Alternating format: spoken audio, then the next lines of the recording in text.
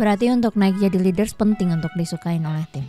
Caleg aja semua kampanye buat apa? Dibeli rakyat buat disukai. Ya nggak sih? Ini suruhannya si Bapak A.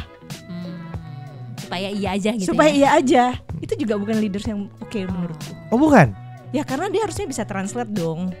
Maunya di atas. Gak cuma lu gampang banget kayak gitu, lu bukan leaders, lu toa.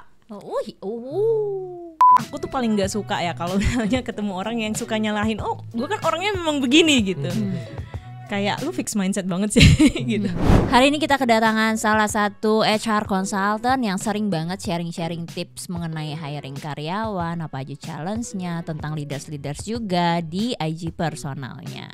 Gak usah lama-lama lagi, kita panggilin langsung narasumber kali ini. Halo, aku Flavia Sungkit. Aku adalah psikolog organisasi dan founder dari Ikigai Consulting. Jadi hari ini kita bakal ngomongin soal leadership zaman now.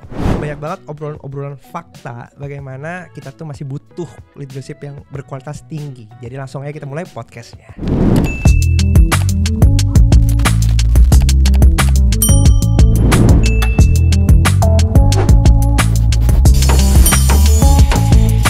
Sebelum kita ngomongin apa hari ini? HR consultant ya? Oke. Karena rame. HR dan HR-HRan Iya. lah. Supaya ada POV beda, siapa tahu HR yang kali ini beda nih Karena dari HR biasanya kalau sebelumnya. kita ngomongin HR tuh sensitif, Betul. ya kan? Waktu itu Frankie rame. Betul. Rame kena hujat.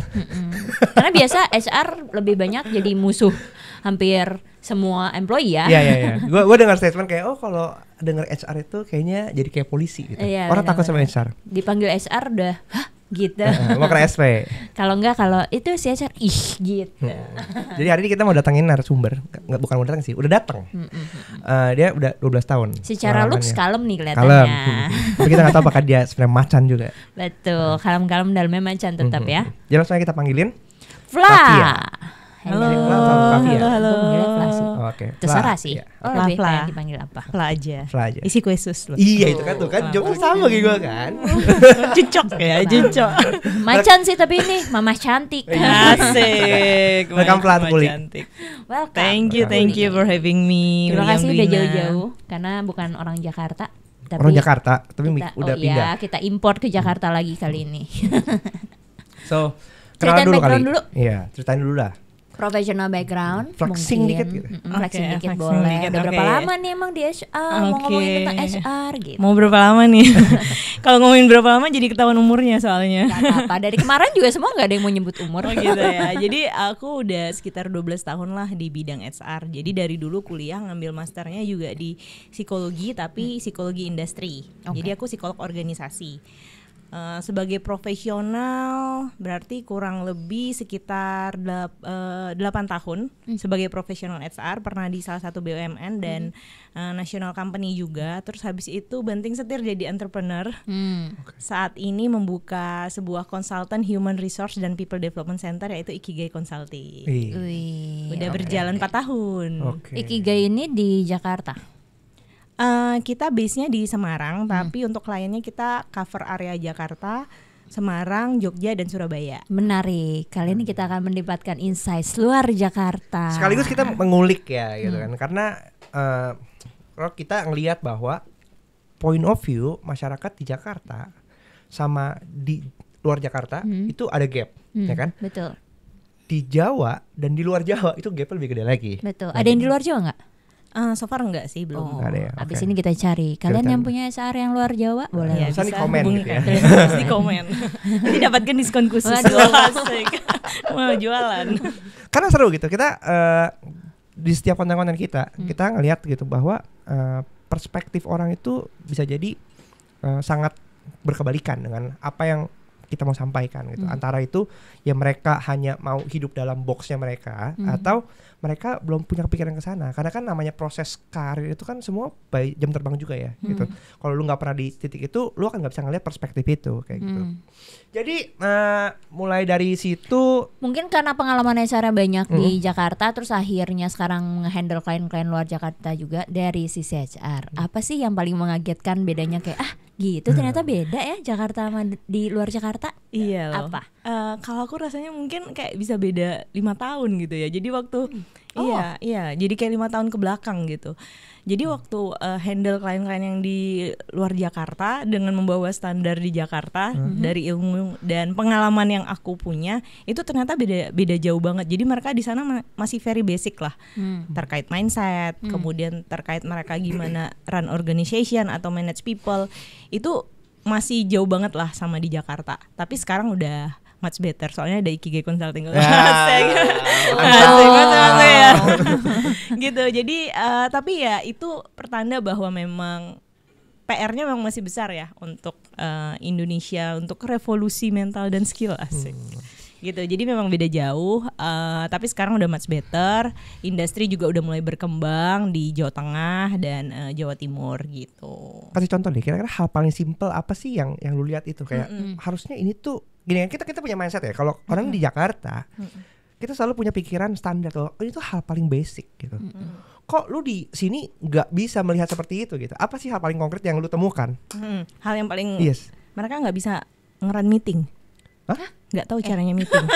Percaya nggak tahu caranya meeting. Biasanya berarti gimana meetingnya? Ngopi. Iya cuman by WA atau ngobrol sehari-hari. Jadi even di kami itu ada project untuk ngajarin mereka gimana caranya meeting. Bukan meeting setting gitu berarti ya? Maksudnya bukan settingan yang memang meeting kayak kita biasa meeting gitu? Iya. Can you imagine kayak karena mereka nggak terbiasa kayak pentingnya alignment tuh apa sih, pentingnya meeting tuh apa sih, pentingnya reporting tuh apa sih gitu. Jadi bahkan di kami ada beberapa project kami ngajarin mereka gimana caranya meeting tuh lu mesti nyampein apa aja. Oh, jadi kalau update atau alignment biasanya cuma kayak ya aku nyamper ke kamu aja gitu, Fla. Terus kayak Fla ini yang ininya gini gitu. Yang kayaknya mencerna nih nggak nyampe. Gimana? Iya, memang betul sih. Iya. Betul sih. Gitu. Misalnya sesimpel itu. Padahal kok di Jakarta udah meeting zamannya mulu. Kalau nggak penting nggak usah meeting gitu ya kan, malah ngurang-ngurangin meeting. Iya, tapi justru di sana mereka masih belajar gimana cara meeting yang baik gitu. Oh, wow. Kalau dari sisi leadership-nya ada yang beda nggak? Leadership-nya pasti ya. Kalau mereka lebih banyak ke operasional, belum ke strategis ya. Jadi yang namanya leaders itu atau biasanya di sana mungkin supervisor gitu ya. Ya kerjaannya lebih ke monitor aja, memastikan tim di bawah kerjaannya benar. Gitu. Jadi nggak ada yang namanya bikin planning atau bikin strategi. Apalagi kalau udah yang berbicara soal bikin annual planning gitu-gitu tuh nggak ada. Jadi kebanyakan ya langsung kayak top mandor leadernya ya, gitu. kayak mandor. Iya. Kayak mandor. Coba ngecekin kerjaannya udah beres apa belum gitu-gitu. Iya. Jadi kadang business owner di sana kalau kita suggest untuk nambahin leader, nggak mau. They have no idea kerjanya bakal apa. Jadi kayaknya bakal nganggur deh, bakal ngerjain apa. Kalau proporsi leader cewek cowok di luar Jakarta gimana? Tergantung industri ya. Oke. Jadi juga udah lumayan banyak kok leaders yang cewek-cewek gitu. Tapi ini tamparan buat kalian. Pertanyaan ke diri sendiri.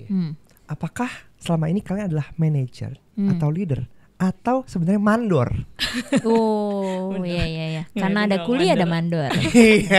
Apakah netizen perlu kita sebut sebagai mandor? Itu request karena mereka udah memberikan ini. Ternyata Anda bukan manajer, Anda hanya mandor gitu.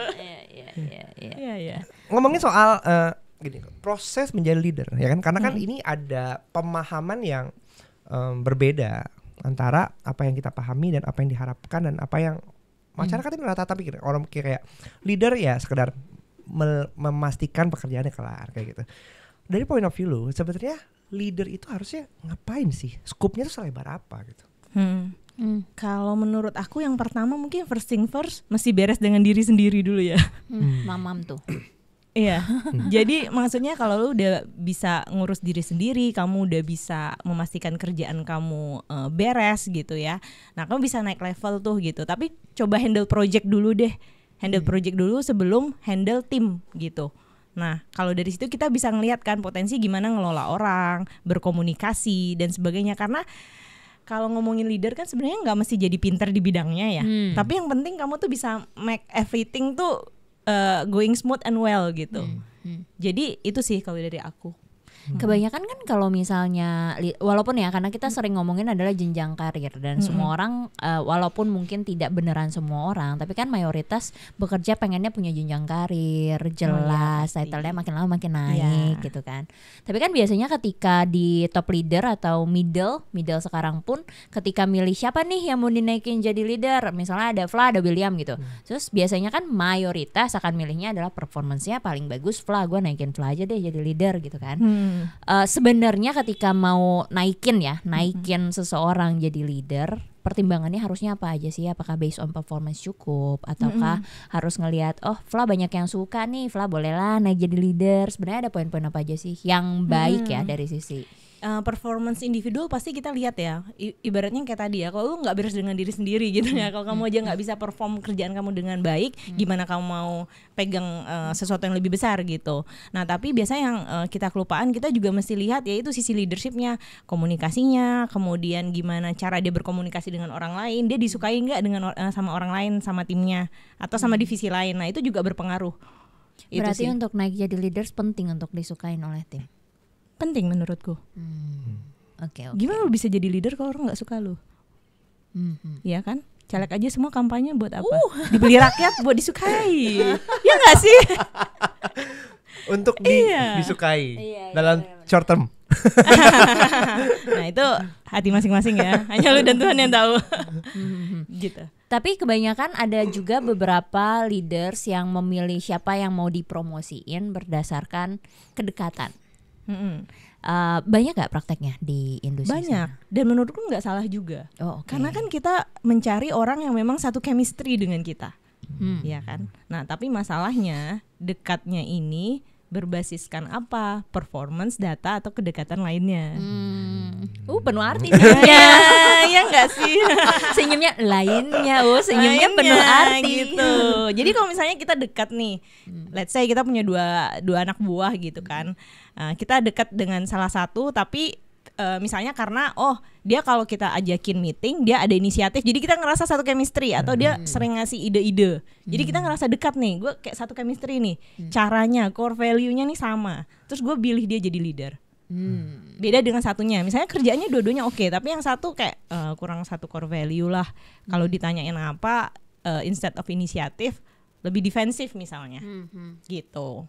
Jadi menurut gue nggak apa-apa, malah kita harus cari yang memang ada chemistry-nya sih. Ya. Berarti penting juga untuk lu punya kedekatan dengan leaders lu kalau misalnya memang mau dipromosi ya. Cuma cara-caranya itu yang memang beneran harus in professional way. Kalau in personal way juga nggak apa-apa, tapi betul. Resiko siap ditanggung sendiri. Iya, boleh. Kalau misalnya yang perlu dilakukan dari sisi company-nya sendiri, karena kan sebenarnya ya sekarang untuk mencari orang untuk mengisi posisi leader kan tidak mudah ya. Gak mudah diakui. Karena gue dan William juga kita punya company gitu ya. Menurut kita untuk nyari orang atau bahkan ngepromote orang naik ke posisi leaders tuh susah banget nyarinya gitu, yang potensial gitu. Gimana sih atau apa sih yang harus dilakukan oleh perusahaan? Karena mungkin pilihannya kan dua, either grooming atau ya langsung cari dari luar yang memang sudah ada atau pernah di posisi leaders gitu. Kalau misalnya nge-grooming, apa sih yang sebenarnya perlu dilakukan perusahaan supaya bisa gitu menemukan orang-orang biar bisa naik ke posisi leader? Dan sekalian buat kalian denger, supaya kalian punya pengetahuan gitu ya. Oh ini loh langkah-langkah yang harus gue persiapkan buat diri gue sendiri kayak gitu. Jadi yang pertama itu lebih bagus ya kalau misalnya memang ada kesempatan gitu ya untuk diberikan project. Tadi kan juga sempat ngobrol sama William, kadang ada situasi di mana ya udah bypass aja gitu ya. Pokoknya lo langsung handle tim. Ya sebenarnya memang ada case-case yang dimana nggak bisa terhindarkan, tapi mungkin akan lebih baik sebelum kita benar-benar naikin seseorang jadi leader pegang tim yang besar gitu kan, atau misalnya small team juga, kita ngasih project short term dulu lah. 3 bulan, 6 bulan, nggak mesti lama-lama juga sebenarnya. Setahun lah. 3 tahun. Setahun buat jadi ini ya, director biasanya. Nah jadi kita kasih project yang simple aja lah. Kalau misalnya ternyata 3 bulan terlalu lama, gue butuhnya cepet, sebulan 2 bulan kita coba trial and error gitu.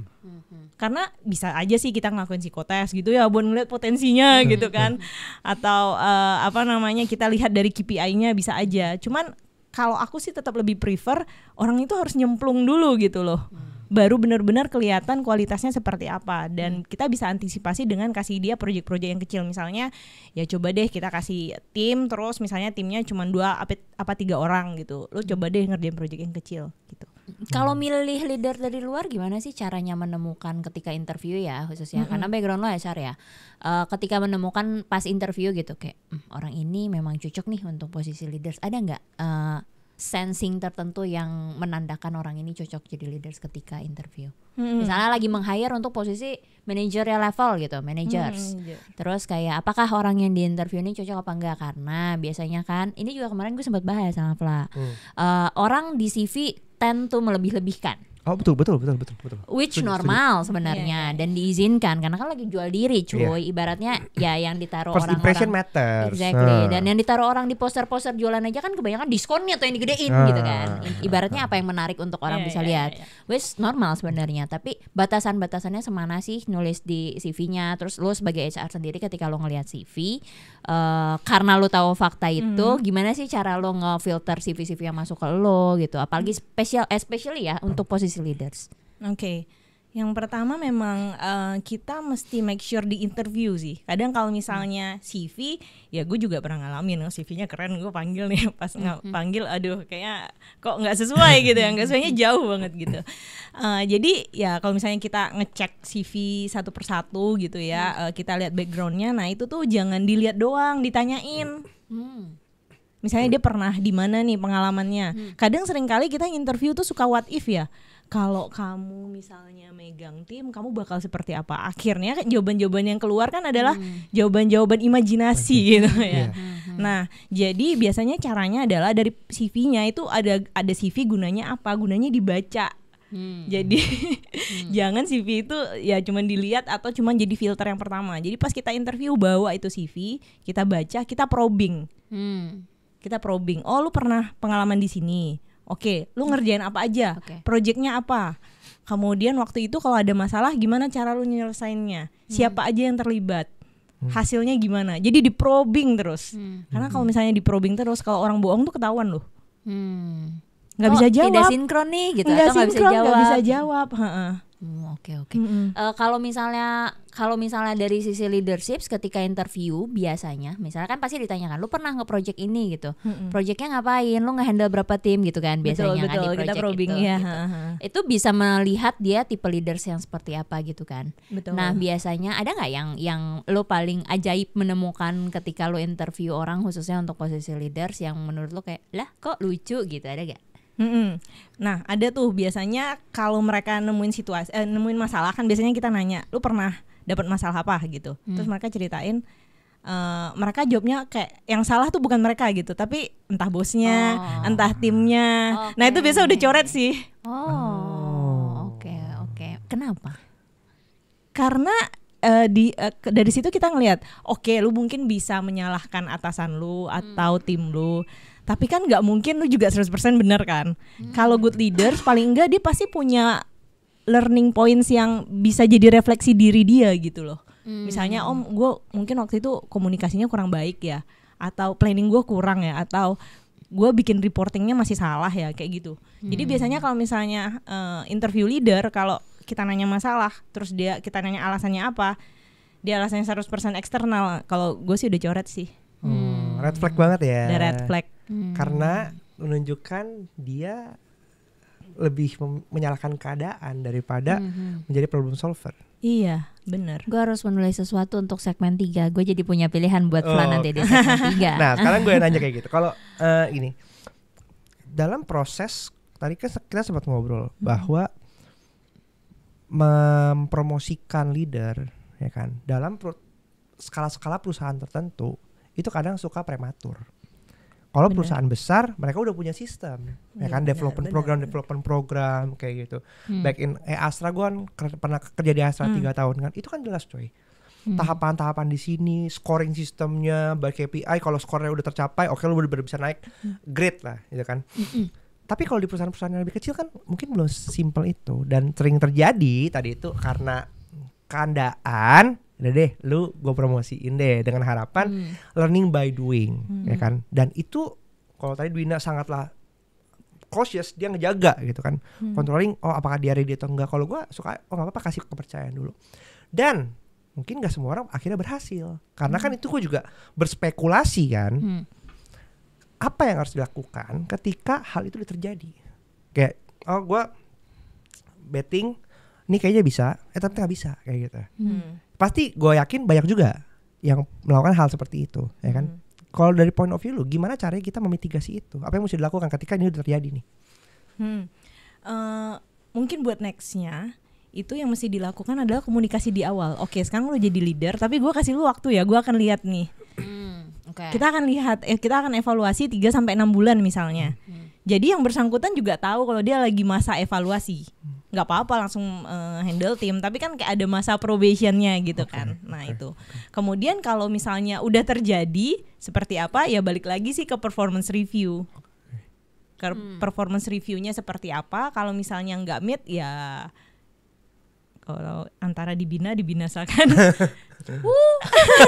Balik lagi kan sebenarnya, misalnya kita punya leaders nih nggak oke, kita udah terlanjur naikin. Jadi tanggung jawab kita juga loh untuk ngedevelop dia. Betul. Iya kan? Makanya kalau di perusahaan-perusahaan gede kan ada namanya leadership development program. Jadi sebenarnya jadi new manager atau new leaders seharusnya itu jadi tanggung jawab si perusahaan juga untuk ngedevelop dia, ngasih program kayak atau misalnya skala perusahaan yang kecil ya ownernya mau nggak mau ya harus invest waktu dong. Mungkin seminggu sejam buat mentoring dia atau coaching dia gitu. Mungkin itu harga yang harus dibayar dari kesalahan yang kita buat gitu loh.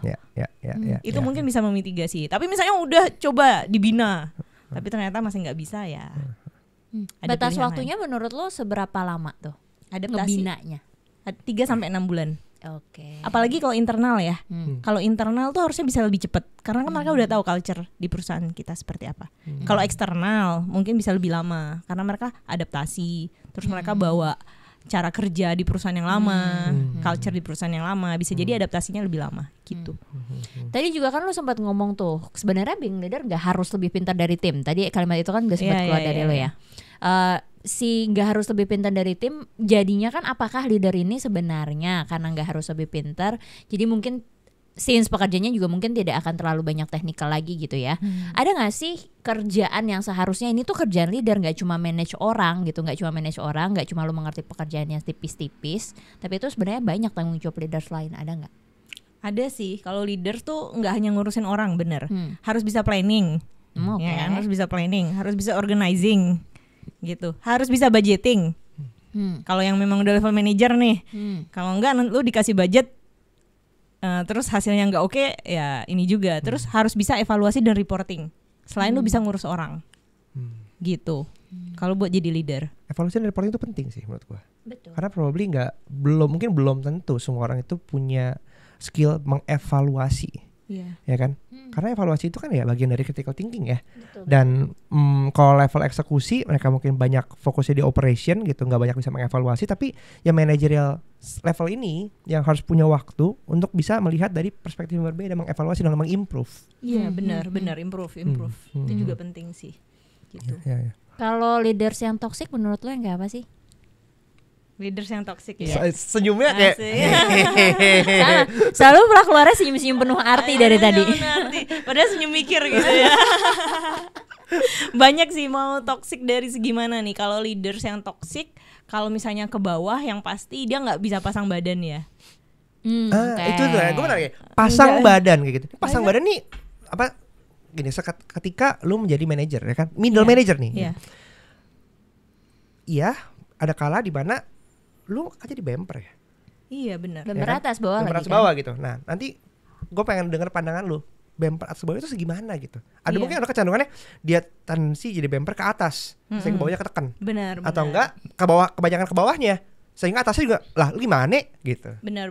Jadi memang middle management tuh katanya memang paling stressful gitu ya. Karena kayak sandwich gitu. Sandwich employee. Iya. Kalau leaders kenapa mesti jadi bumper tuh, kalau aku ngelihat kayak kita jadi mahasiswa gitu ya, kita dapat dosen pembimbing terus pas sidang dibantai dosen pembimbing sendiri. Itu kemarin gue ngomong gitu lah ke tim, kayak itu kayak sekali ada skripsi gitu. Pernah lagi. Iya karena kayak gitu. Jadi aku yakin apapun yang tim kita lakukan, kesalahan apapun harusnya tuh jadi tanggung jawab leadernya. Setuju. gitu. Makanya harus bisa pasang badan dan harus bisa tanggung jawab. Dan point being leaders kan menyebalkannya adalah ketika salah harus lo yang tanggung jawab, ketika berhasil it's a team achievement. Iya mau nggak mau memang kayak gitu. Tapi it's your achievement juga kan as leaders gitu. Makanya karena katanya leaders yang bagus itu kan adalah create another leaders gitu ya. Asik. Katanya. Nah itu dan ke atas juga. Jadi memang harus bisa balance sih, kayak yang mau di atas seperti apa, tapi tanpa gimana ya, tanpa bikin yang bawah juga chaos gitu. Jadi harus cari win-win solutionnya memang. Itu seninya ya. Itu seninya, betul. Itu seninya. Bagian dari mengevaluasi juga. Mengevaluasi. Betul. Makanya kalau aku misalnya lagi training atau coaching dan sebagainya, dari kami selalu bilang ya udah pakai data aja lah. Ujung-ujungnya by data ya. By data aja. Karena udah undebatable ketika itu adalah data ya. Iya. Mau betul. apa lagi orang ini datanya gini gitu. Iya. Subjektifnya jadi hilang ya. Iya. Tapi aku pernah nemuin case loh. Kenapa? Si leadersnya mungkin supaya timnya terima, dia bilang ini suruhannya si bapak A. Supaya iya aja gitu. Supaya ya? iya aja. Itu juga bukan leaders yang oke menurutku. Oh bukan? Ya karena dia harusnya bisa translate dong. Maunya di atas. Gak cuma Lu gampang sesimpel banget kayak gitu, lu bukan leaders, lu toa. Messenger. Postman. Postman. Kalau aku menyebutnya dengan postman. Kurir. Iya. Kalau kayak gitu mah aku nggak mau pilih leader kayak gitu, gampang mah mending aku ngomong sendiri. Gunanya apa leaders? Kalau cuma jadi toa. Kerjaan ini soalnya William suruh gitu. Tapi kan kadang suka kan konteks itu kan gue jual nama lu ya supaya mereka mau kerjain kayak gitu. Atau supaya mereka tahu urgensinya karena requested langsung dari CEO-nya gitu. Iya itu nggak apa-apa, tapi kita juga harus bisa menjelaskan ini tuh buat apa sebenarnya. Gitu. Gak cuma forward doang ya. Ya jadinya manajemen forward. Jual forward. Bener banget. Aku ada klien yang itu culture-nya manajemen forward. Aduh. Nggak dibaca dulu langsung di forward ke tim. Bahkan di atasnya masih ada forwarded gitu ya. Iya. Pada ketawa loh. Ngelakuin juga ya. Aduh males di rewarding lagi, kayak forward aja udah gitu. Bener. Padahal itu kerjaan leader kan, nge-reward. Karena bisa jadi yang atas sampaikan ke leader tuh kata-katanya beda. Kita mesti reward lagi, kita mesti atau tidak sedetail itu juga biasanya kan, ketika udah dari top ke middle itu kan nggak punya waktu buat kayak nanti ininya gini-gini, itu kan udah nggak ada ya. Iya, makanya saya hire kamu jadi leaders untuk bisa mengkomunikasikan ke bawah gitu. Bagian dari mengevaluasi sebenarnya dari arahan itu steps apa yang harus dilakukan. Itu kan harusnya di rework ya. Jadi bukan cuma terima instruksi kita kerjakan. Kalau kayak gitu mah ketik prompt AI gak sih? Iya benar. Iya kan? Udah mana kadang di forward kalian atur sendiri ya. Gabut dah leadernya. Karena buat gua kayak kemampuan middle management itu adalah ya mereka harus bisa berpikir kan gimana caranya ini gue nih expertise gue di ranah ini, atasan minta begini oke berarti yang harus gue lakukan lah begini yuk tim kita lakukan ini. Ada proses thinking itu kan yang harusnya di-create kayak gitu karena you are the expert in the field. Betul. Batasan seorang leaders perlu, tadi kan karena lo bilang leaders yang toxic yang nggak bisa pasang badan. Batasan seorang leaders cukup buat pasang badan buat timnya tuh semana sih? Balik lagi sih by data kalau aku. By Okay. data. Let the numbers, let the data talks lah pokoknya. Gitu. Jadi batasannya kayak gimana? As long misalnya kita udah sepakat nih, lo ngerjain project A, resultnya seperti ini, kita udah sepakat prosesnya seperti ini. Nah sebagai leaders kita monitoring. Kalau misalnya tim kita nggak ngerjain, misalnya dia kalau misalnya bahasa HR tuh mangkir gitu ya. Keluar nih bahasa Bahasa HR banget ya, mangkir gitu. Ya kita juga nggak bisa pasang badan. Lu juga hilang kok gitu. Lu ghosting gitu. Tapi misalnya prosesnya udah dilakukan ternyata memang dan udah sepakat timnya udah ngerjain, udah sampai lembur-lembur ternyata hasilnya nggak sesuai karena strateginya salah, ya udah lu sebagai leader harus pasang badan lah. Lu yang decide kok. Ya. Gitu. Ya. Dan biasanya ketika jadi leaders kan, karena kan ketika kita ngomongin di tempat kerja ya, bukannya hampir tidak ada tempat kerja yang tidak ada toksiknya sama sekali. Pasti ada sedikit ada. apapun itu. Gua nggak mau toksik lah, politik. Iya, oke.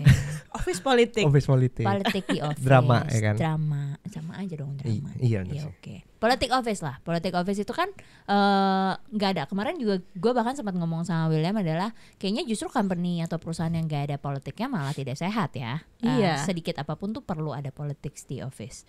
Sebagai leaders ini sebelum politics itu menjadi sesuatu yang toxic buat timnya atau buat company-nya, gimana sih caranya kita as leaders tahu kayak ini kayaknya udah berpotensi untuk toksiknya berbahaya nih. Ada nggak? Ini toxic di tim atau toxic di organisasinya? Dua-duanya. Oke. Karena kan biasanya dari tim juga akan menyebar ke organisasi ya.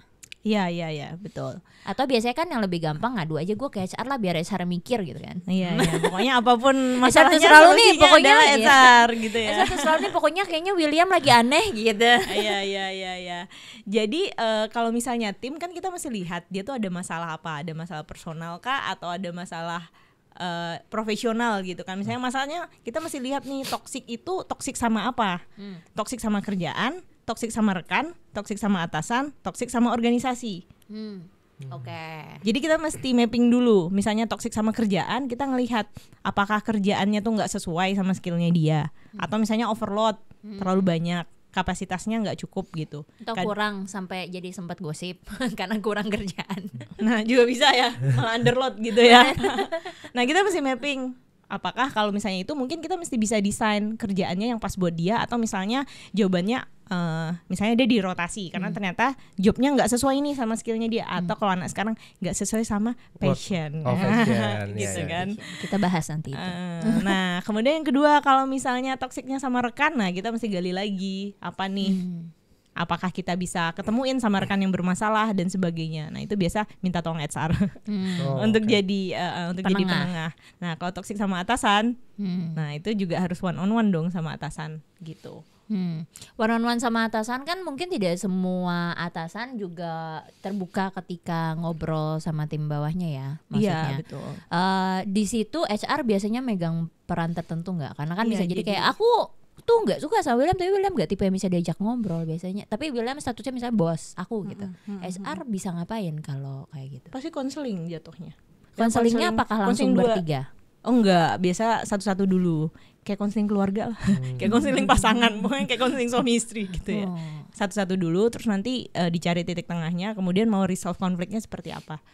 Kalau misalnya memang tidak works, ya mungkin bisa dipisahkan kan. Kita cariin tempat buat yang bawah. Biasanya yang atas kan lebih susah diganti ya.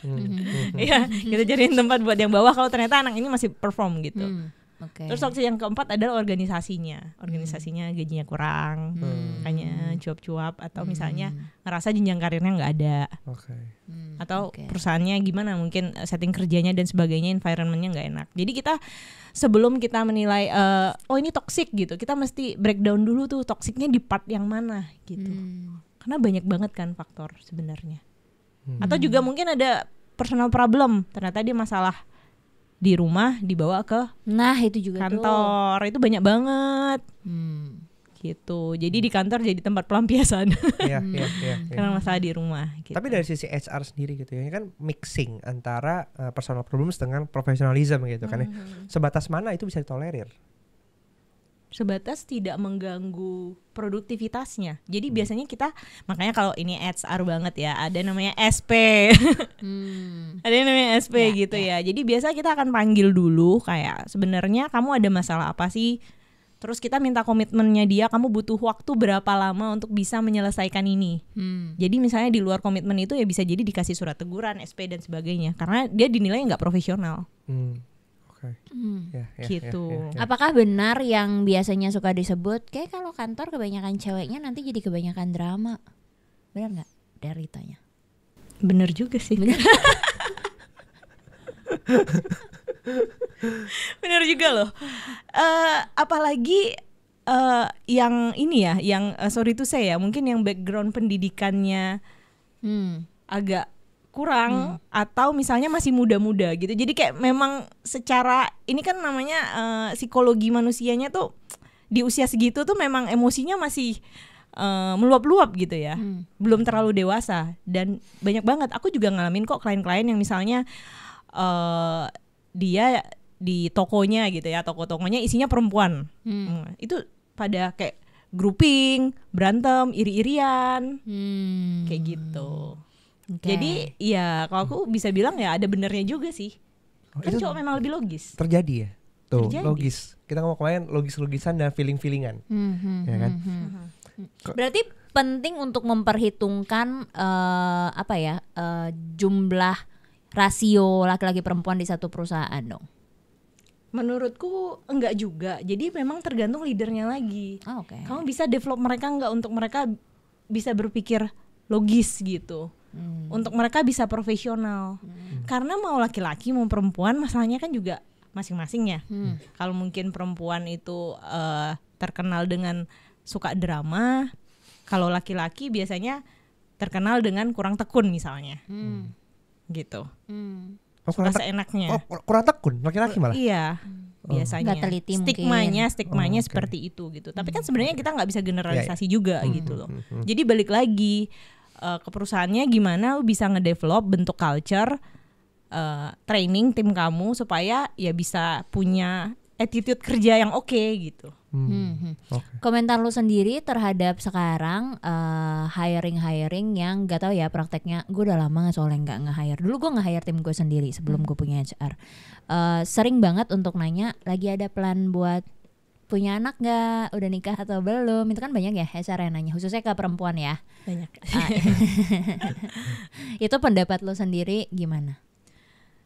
Nah, kalau HR nih kayak gini nih, jawabannya dilematis gitu ya. Harus ngeliat dari dua sisi gitu ya. Biasanya kalau misalnya kejadian kayak gitu tuh kebanyakan kerjaan yang di pabrik-pabrik sih, yang by shift. Jadi mereka juga memikirkan kalau misalnya perempuan hamil itu kan mungkin kalau di pabrik itu kan berbahaya ya, maksudnya untuk kandungannya dan sebagainya. Jadi biasanya mereka make sure tuh kayak buruh pabrik gitu nggak boleh hamil. Dalam jangka waktu berapa lama selama kontrak gitu. Tapi kalau misalnya untuk office, menurut gua nggak masuk akal sih, gitu. Karena harusnya nggak apa-apa. Jadi kan kita sebenarnya ada ketentuan seperti itu kan kita ngelihat dari desain pekerjaannya ya. Desain pekerjaannya ketika dia dari kondisi hamil, dia tetap bisa kerja nggak sih, gitu. Tapi ada point of view dari sisi kayak nanti dia cuti hamil ya perusahaan rugi hamil gitu. lumayan 3 Banyak. bulan. Dan Kayak point gitu of nggak view mau rugi, iya nggak kan? mau rugi HR sebenarnya. sebagai representasi perusahaan kan juga akan memikirkan kan, wah ada cost segini, pokoknya perusahaan punya budget segini gitu kan. Tapi HR tuh juga karyawan loh. Jadi kadang kita nggak terlalu punya power gitu. Ujungnya decisionnya juga di atas biasanya. Tapi masih banyak nggak klien-klien lo yang menerapkan policy seperti itu? Ya mungkin menurut tuh kayak maksudnya nggak apa-apa gitu. Tapi kok dalam prakteknya kan karena kita ngomongin di Jakarta, lu punya klien di Jawa gitu, Jawa coret gitu kan. Ada. Karena nggak mau rugi. Karena nggak mau rugi. Karena kan cuti hamil tetap harus digaji. Iya benar, 3 bulan lagi kan. Apalagi kalau misalnya nggak ada leadersnya, ownernya yang harus turun tangan. Apalagi kalau ternyata itu posisinya leaders. 3 bulan cuy, nggak ada leadersnya. Iya. Iya kan? Kalau posisinya ternyata managers lo gitu atau head level lo yang cuti hamil, sakit kepala nggak tuh jadi direkturnya? Anjir, head gue lagi cuti hamil. Terus misalnya tim bawahnya belum ada yang bisa level up gitu untuk ngisi backup, sementara backupnya gitu. 3 bulan lumayan loh cuy di bisnis tuh.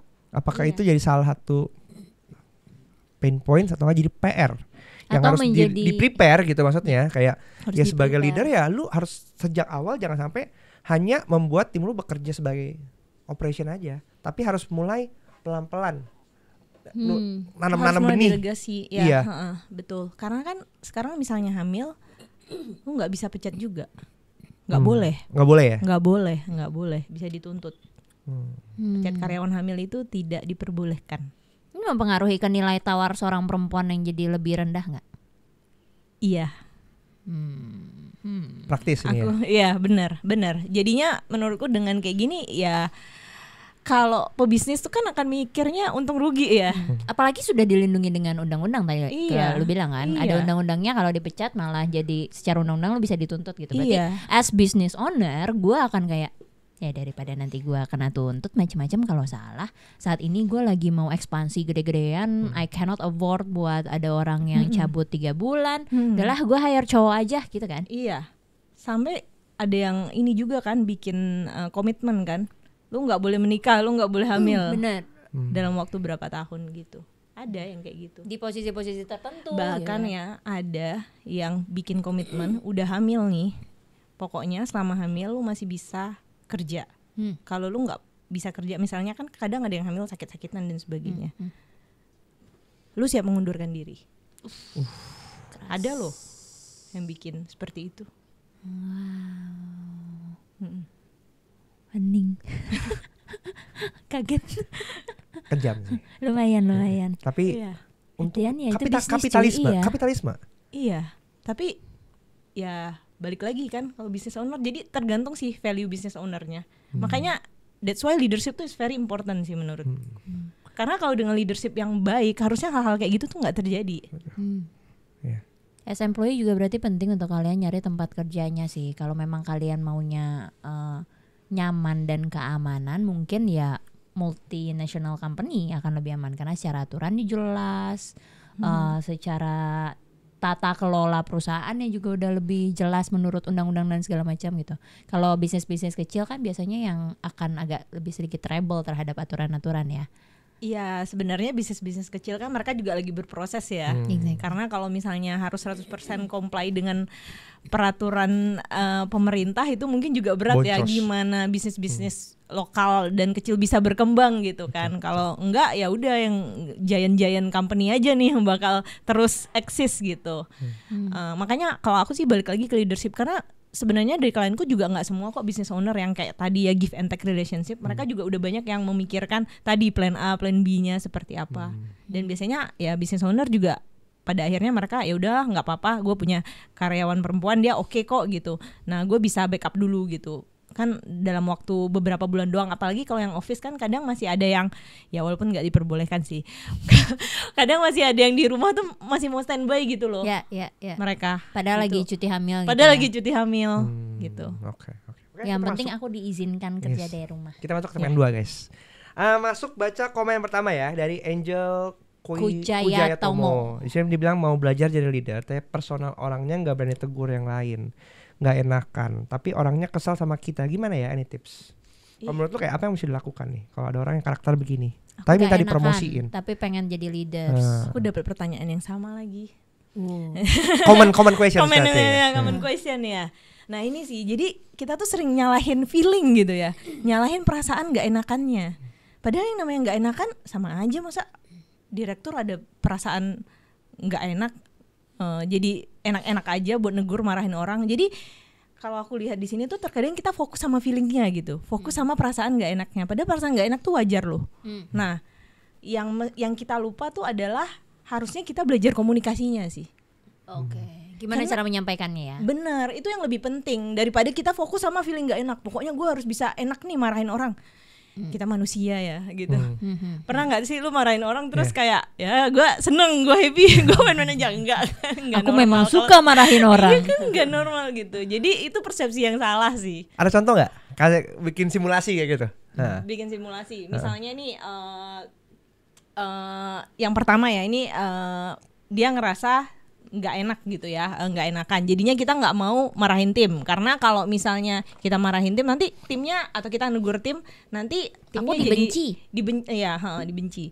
Nah, yang kedua dia mungkin juga ngerasa nggak enak gitu, ngerasa nggak enak buat negur timnya, atau misalnya kita mesti lay off misalnya. Yang paling sulit kan adalah kita harus lay off kan tim kita. Tapi kita mesti bisa atur kan komunikasinya. Kondisi perusahaan tuh seperti apa misalnya, atau performan kamu seperti apa. Tapi ini ada benefit yang kita bisa berikan, atau sebagai as person gue bantuin lu deh cariin kerja. Tapi emang menghilangkan perasaan nggak enak enggak kan? Gitu. Jadi perasaan nggak enak tuh pasti tetap ada gitu. Cuman menurut gue balik lagi ke cara kamu mengkomunikasikannya seperti apa, bisa asertif nggak, terus bisa menggunakan data nggak gitu. Kombinasi antara data sama cara Iya itu komunikasi. cara komunikasi sih yang penting. Dan itu tetap pil pahit yang harus ditelan being leaders ya. Iya. Semua hal Pasti ngerasa nggak nggak enak enak. harus tetap lo Iya, lakukan mau nggak iya, mau karena iya. tanggung jawab lo as leaders. Iya. Kalau lu mau ngerasa enak terus ya nggak bisa. Bahkan director company gede juga pasti feel same way lah. Kalau misalnya harus melakukan beberapa keputusan yang nggak enak gitu loh. Betul. Oke. Masuk ke komentar kedua. Dari Pierre Ranadi. Be a leader to yourself, show your capability and show your commitment to whatever you deal with till others recognize you well. Then you will be able to be a real leader for others. Itu leader. Apa pertanyaannya? Apakah karakter ini seorang bibit seorang leader gitu. Seberapa besar peluangnya dipromosi jadi leader? Ya, bisa jadi quotes ya. Jadi cool. Ya kalau dia walk the talk sih iya sih. Kalau dia walk the talk gitu. Permasalahannya walk the talk apa enggak ya? Iya gitu. Karena bikin quotes gampang, ngelakuin quotes yang susah. Nah iya betul. Tapi di forward juga gampang. Oh, betul. Lanjut tadi Tom Danu, gue hire lu mahal-mahal buat cari solusi. Kenapa tanya gue solusinya? Terus buat apa gue hire lu? Ini nggak? Ini pertanyaan yang seru ya. Iya. Karena kan gini, kita invest in people, ya kan? Kita invest in people. Jadi ekspektasinya adalah you can do something Yes. to Instead help. of gue yang harus melakukan, gue harus berpikir kayak gitu. Itu kan Kalau juga ujung-ujungnya statement gue ya, lagi kan ngapain kan gue kamu expert bayar? di bidangnya kayak gitu. Iya. Gue pernah dapat statement gitu ya, kamu expert, kamu yang mikir dong. Justru kamu yang harus kasih tau saya harus ngapain.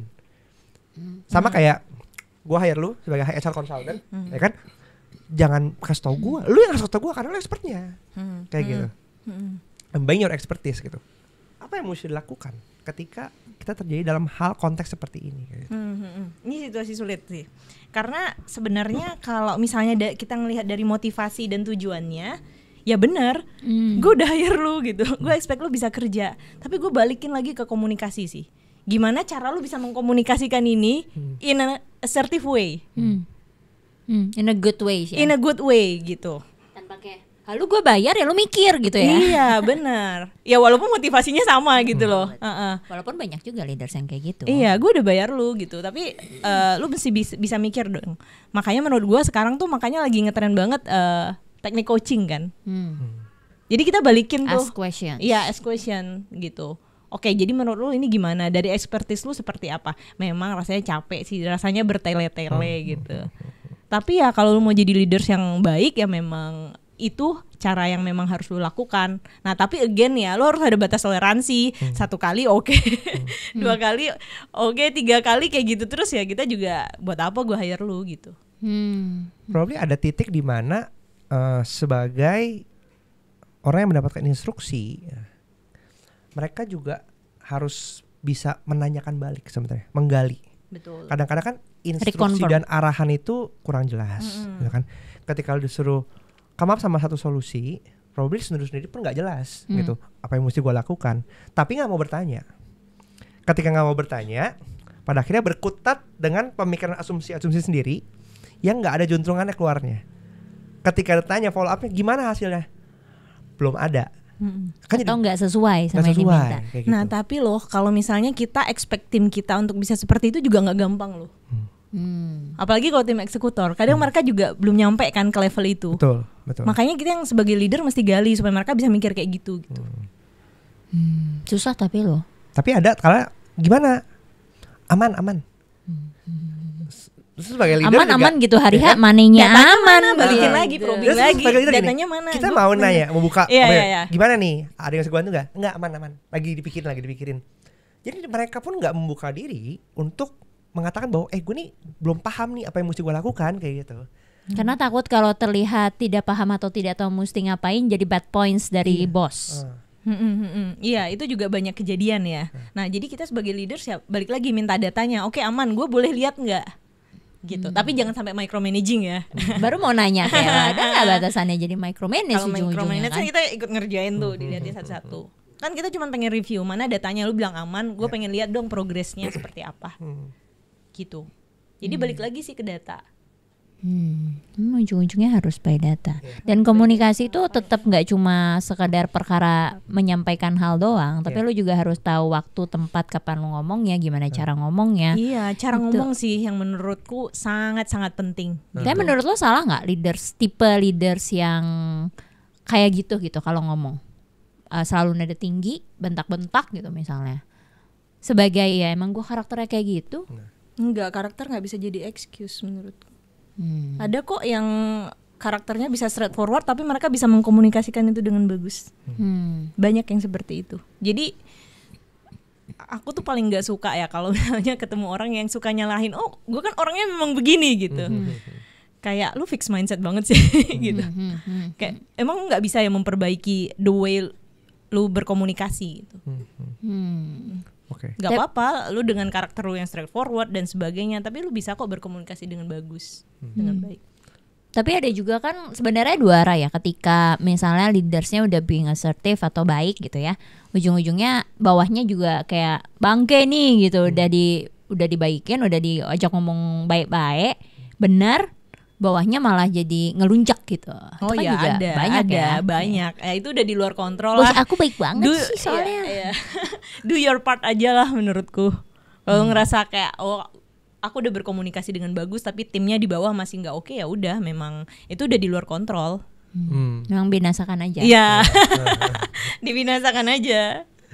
Gue pengen dong dengar cerita dari lu, karena kan lu punya banyak experience ya handling dari orang-orang di Jakarta. Kemudian pas di Jakarta pasti akan banyak mungkin pekerja-pekerja yang datangnya dari luar Jakarta atau mungkin dari luar pulau, sampai akhirnya lu sekarang terjun langsung untuk handling orang-orang lokal yang itu tadi kita ngomongin gapnya besar kayak gitu.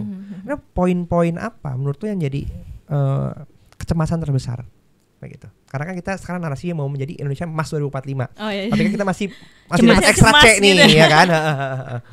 Kayak pointing out the truth lah menurut gua. Behind the reality. Ini ada reality check nih gitu. Reality check. Kalau bedanya ya, kalau dari observasi aku, talent yang di Jakarta dan di luar Jakarta, sebenarnya di luar Jakarta tuh menangnya di loyalitas. Luar Jakarta. Luar Jakarta. Oke. Apakah karena opportunity-nya juga tidak sebanyak di Jakarta? Ya sama kompetisinya kan beda. Oke. Kalau yang di Jakarta lebih gampang buat loncat. Lebih gampang loncat dan lebih gampang diganti. Iya, betul. Nah, tapi karena itu juga mereka jadi kayak slow living gitu loh.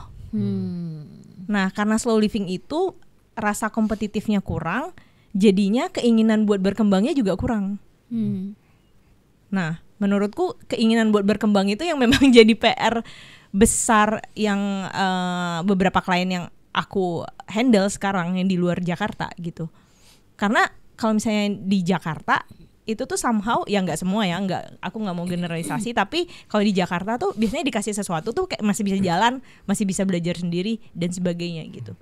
Tapi kalau di luar Jakarta itu, waduh, memang PR-nya besar, apalagi terkait teknologi. Pernah aku ngalamin katanya mau moving ke teknologi tapi pakai G Drive aja kita bantuin loh. Wow. Pakai G Drive itu nggak tahu caranya. Terus habis itu karena bisnis ownernya udah lumayan melek teknologi, gue mau pakai Notion nih gitu ya. Wah, atau gue mau pakai pas kita cek ke timnya, akun Google nggak punya. Waduh. Jadi kita bantuin tuh bikin akun Google gitu. Atau ketika mau nge-zoom, mau Google Meet, mereka ternyata nggak punya akun, mereka masih pakai akun anaknya. Sejauh itu, sejauh itu gapnya gitu. Jadi kayak tadi, jadinya Indonesia cemas ya. Jadi kadang sebagai konsultan kita ngerasa kayak, timku kadang ngerasa, wah Bu, kok hal-hal kayak gini masih kita ajarin ya gitu. Ya tapi memang kayak gitu kondisinya, men. Ya memang kayak gitu kondisinya, gapnya jauh banget. Jadi silahkan Bapak Ibu berkunjung ke daerah untuk melihat langsung gap skill yang ada. Tapi kemarin kan sempat ramai ya di sosial media terkait hustle culture itu tidak boleh dijadikan sesuatu yang normal. Hustle culture. Ya kan yang kebanyakan jadinya kayak ketika lo tinggal di Jakarta, lo mau nggak mau jadi punya hustle culture karena competitionsnya segitunya gitu. Tapi apakah berarti jadi salah hustle culture itu menurut lo? Iya, selama lu bisa ikut pace-nya dan itu bantu lu bertumbuh, menurut gua why not sih. Tapi apakah semua orang perlu untuk punya hustle driven gitu dari diri? Ya tergantung lu mau sampai di mana nih. Duin kayak, kan ada yang memilih untuk kerja santai. Mau selaw aja. Iya, mau selaw sih aja. mesti Jadi balik ke buru-buru masing-masing gitu? lah kayak gitu. Ada juga yang cocok suka sama hustle culture. Nggak masalah menurut gua, itu pilihan. Nggak ada yang benar dan salah. Ya sebagai kalau kita pakai Ikigai Consulting, berarti kan semua hidup tuh harus ada tujuan, kayak gitu kan. Untuk orang-orang tadi yang kita bilang gitu, even kayak lu dalam dunia sekarang 2024 loh gitu. Akses informasi, akses semua segala macam itu gampang. Artinya kalau lu nggak tahu, berarti kan mungkin hidup lu kurang ambisi. Iya benar. Ambisi itu penting. Iya kan? Karena pertanyaan dari gua adalah gimana sih caranya dari point of view lu gitu ya, membangun ambisi untuk para teman-teman di angkatan kerja, keren bahasanya angkatan kerja, supaya punya ambisi. Ambisinya yang Bisa jadi caleg setiap tuh. orang punya ambisi yang berbeda-beda levelnya gitu ya. Tapi gimana menumbuhkan ambisi dari orang yang enggak biasa-biasa aja, gue with the flow aja sama hidup gue. Sampai sekarang gue punya ikigai gitu. Terutama karena tadi lu bilang ambisi itu penting ya. Ambisi itu penting dan harus in moderation sih. Kalau lu terlalu ambis, lu juga bisa ngerusak kualitas hidup lu yang lain kan. Tapi kalau dari aku biasa akan balikin ke lu end game-nya mau kayak gimana. Tujuan akhir lu tuh mau kayak gimana. Misalnya nih, tujuan akhirnya aku pengen traveling ke berbagai negara. Kan lu butuh uang dong. Lu dapat uang dari mana kalau nggak kerja? Lu nggak bisa kerja solo dong. Papaku kaya. Nah itu beda cerita ya. Kalau papaku kaya udah bikin startup lo. Jadi curhat. Jadi balikin lagi ke tujuan akhir lu gimana, mau kayak gimana. Misalnya ada let's say ada satu perempuan deh, dia pengennya hidup berkeluarga, bahagia, jaga anak dan sebagainya. Mungkin ya memang nggak perlu ambi banget gitu. Ambisinya lebih ke ngurus anak nanti. Sama cari suami yang cari suami yang tit gitu kan beda-beda. Nyari gitu. suami yang ambisinya lebih tinggi dari ambisinya dia. lebih tinggi dari dia. Sapu. Betul. Positif sekali kakak. Iya sih. Jadi biasanya kita akan melihat dari ya end game lu mau apa, bucket list lu tuh mau apa aja gitu. Nah untuk menuju ke sana ya apa yang mesti lu lakuin. Nah dari situ kan akan kelihatan ambisinya. Oke. Kita masuk ke segmen 3 dulu. Tapi gue ada pertanyaan nantinya gitu. Langsung ya. Ini segmennya adalah lu cuma perlu jawab. Milih Ya. Nggak usah A lihat apa dulu, B. jangan lihat dulu. Jangan nyontek dong. Ya, lu cuma perlu milih. Gak Langsung. boleh Soal di- anaknya. Nggak usah kasih alasan. Oke, nggak usah. Pokoknya kita cuma akan milih A apa B, lu A titik. gitu. Udah. Oke. Gak usah dikasih alasan. Kita Anaknya juga anaknya suka memberikan penjelasan. Nanti kita tahu. di belakang kalau butuh. Kalau misalnya ada yang perlu dijelaskan tapi nanti. Oke. Oke, kita mulai ya. Yang pertama ya, sabar tapi kerjanya biasa aja versus emosional tapi kerjanya bagus. Sabar tapi kerjanya biasa aja. Oke. Karena tadi Frank kayaknya nggak suka sama orang emosional. Lebih susah ditreat kakak. Iya. Leader introvert atau extrovert? Extrovert. Pintar bergaul versus pendiam. Pinter bergaul. Defensif versus gampang ngedown. Gampang ngedown. Menarik. Oke. Mau tahu kan alasannya? Nanti kita bahas ini. Suka sambat tapi tetap dikerjain atau diem tapi tiba-tiba depresi? Suka sambat tapi tetap dikerjain. Oke. Pilih leaders yang sukanya nyalahin tim atau pilih leaders yang suka mengakukan dirinya. Yang mengakukan dirinya. Oke. Kita bahas tiga terakhir. Masih banyak ternyata. Oh banyak. Sorry. Nggak boleh nyontek lagi. Kalian banyak. Oke. Jago tapi cuma kerja berdasarkan arahan atau biasa aja tapi banyak inisiatif. Biasa aja tapi banyak inisiatif. Oke. Suka gosip versus pendiam banget. Pendiam banget. Oke. Nggak bisa berpikir analitis dan strategis atau nggak jago di bidangnya. Nggak jago di bidangnya. Bossy atau communication skills-nya jelek. Communication skill-nya jelek. Jago di kerjaan versus communication skill-nya bagus. Communication skill-nya bagus. Oke, bahas yang tadi tuh. Tadi Konsisten nggak ya jawaban gue? defensif versus gampang ngedown. Lu pilih gampang ngedown kenapa? Lebih bisa ditreat. Kalau gue dari sudut Kalau pandang psikolog, defensif susah ya biasanya. defensif lebih susah. Karena ada, kalau misalnya dari ilmu psikologi nih, biasa kan untuk nge-treat orang kita bikin orang itu sadar dulu bahwa dirinya bermasalah. Ya betul. Ya kan, kita coba breaking the ice dulu gitu. Nah kalau orang yang defensif, itu kan kita harus breaking the ice dulu tuh. Kayak membuat dirinya sadar bahwa dia bermasalah. Itu Biasanya susah karena ya. karakternya aja udah defensif gitu. Tapi kalau orang yang gampang ngedown, mereka udah tahu tuh biasanya there is something wrong with them gitu. Oke.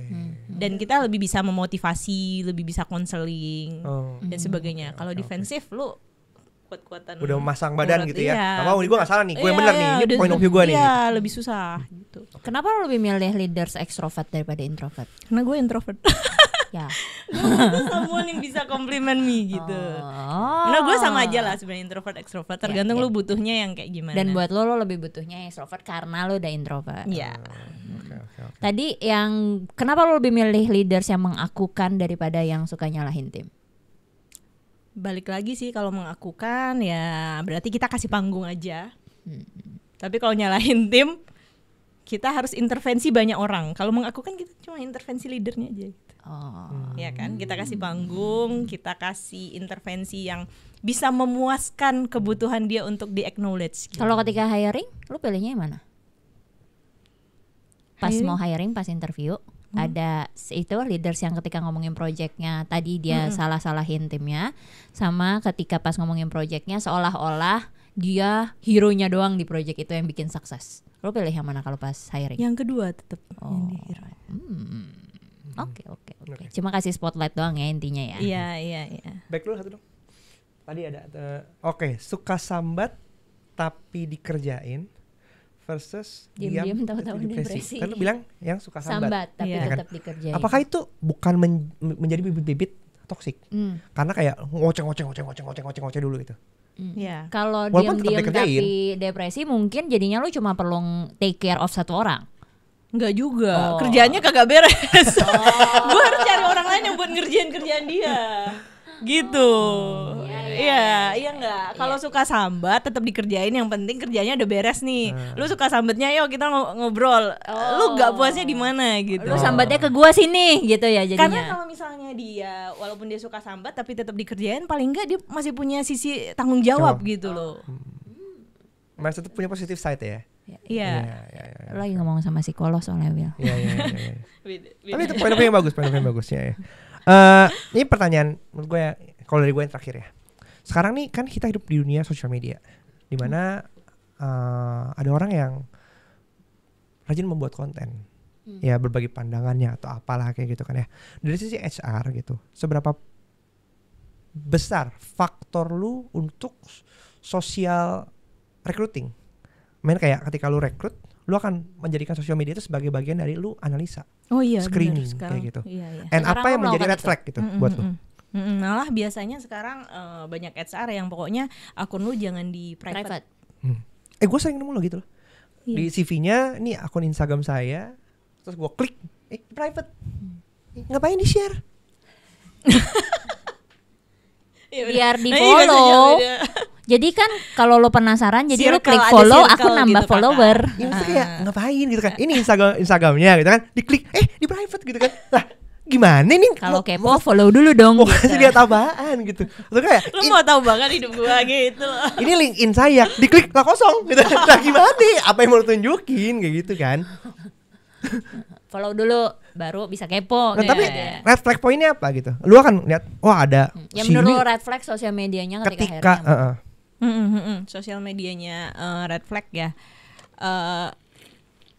Biasanya kita akan ngelihat dari apa yang dia share sih, gitu. Misalnya kayak kegiatan-kegiatannya, kemudian biasanya kan kita ngelihat anak ini ngeksis apa enggak, kemudian opini dan pandangannya seperti apa. Dulu gue pernah melakukan social media recruiting, kebetulan ada klien yang dia menghindari, sorry to say ya, yang ekstrim radikalisme. Gitu. Jadi dia nggak mau sampai ada karyawan yang quote and quote radikal, dan itu dilihat dari sosial medianya. Apa yang di share dan sebagainya. Nah kita akan lihat tuh dia menjurus ke arah radikalisme nggak gitu. Walaupun bisa aja sebenarnya dia nge-share di story yang within 24 hours sudah hilang, jadi lo nggak bisa itu ngeliat di luar, historicalnya. di luar, iya. Dia nggak bakal ngeposting itu di feed. Iya, itu udah di luar kendali kita ya, gitu. Nah tapi salah satunya biasanya kita ngelihat itu sih. Lo ngecek dia follow up siapa aja nggak? Iya. Biasanya Karena toko-toko gue siapa, melakukan itu karena toko-toko siapa yang di follow iya. dan Siapa akan aja? menunjukkan apa value-nya. implikasinya? Apa implikasinya? Kan value-nya. Misalnya follow-nya kebanyakan akun-akun gosip gitu. Unfaedah gitu kan. Sama mungkin lu follow akun-akun yang inspiratif gitu. Iya. Kayak follow kuli, Iya, iya. follow Lambe Masuk. Turah gitu kan mungkin beda kan. Tapi justifikasinya kan mereka bisa bilang bahwa ini kan akun pribadi gua gitu. Gua menggunakan sosial media untuk gua having fun. Kenapa harus dipaksakan untuk itu sesuatu yang harus jadi kayak membuat gua kelihatan inspiratif, gua kelihatan pembelajar gitu. Padahal gua menggunakan sosial media untuk fun. Ya nggak apa-apa, tapi HR kan juga punya hak untuk menilai lo dari berbagai channel. Masuk. Iya kan. Iya. Gak harus jadi lo follow yang inspiratif semua. Lo follow yang Iya. receh-receh juga nggak Nggak apa-apa. apa-apa. Mungkin HR akan menilainya jadi kayak ih orangnya fun nih. Iya gitu. benar, balik lagi tergantung kebutuhan. Iya, betul. Dan culture yang lagi mau meng-hire lo ya. Iya, sama sosial media kan sebenarnya cuma data tambahan kan. At the end of the day kan lagi lu proses interviewnya seperti apa dan sebagainya gitu. Ya, ya. Oke. Soalnya gitu, gue juga ngecek follow siapa aja nih orang gitu. Karena gue nggak bisa lihat story-nya kan, gue cuma bisa lihat feed. Kadang kan feed kagak selalu ada isinya, Iya, isinya cuma beberapa doang, foto dia doang gitu kan. Jadi gue lihat follow siapa aja nih. Gitu.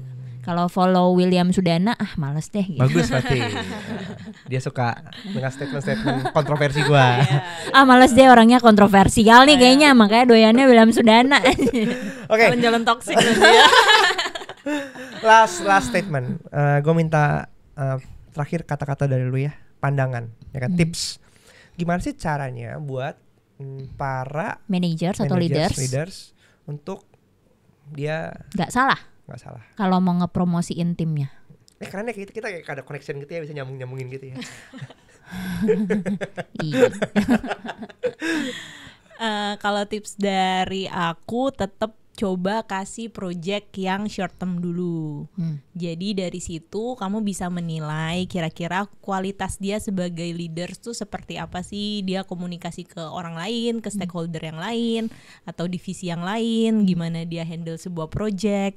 Ya jadi mini trial lah buat dia. Kalau misalnya dia oke di situ, nah kamu bisa lebih pede untuk kasih dia tim yang lebih besar gitu. Tipsnya. Walaupun biasanya orang ketika lagi probation atau tahu lagi ketika dinilai performance-nya akan jauh lebih bagus dibandingkan ketika lagi nggak ada yang ngeliatin atau nggak ada yang nilai gitu ya. Iya, tapi kalau misalnya pas probation aja jelek, Ya turun tau lah 20% ya. lagi performanya dari probation itu gitu loh. Nice. Oke. Oke. Seru. Terima kasih banyak. Thank you Fla buat sharing insight-nya. Thank you for having me. Walaupun ngomongnya tetap sama aja nyelekit tapi paling nggak mukanya sambil ketawa-ketawa ya. HR harus kayak gitu ya.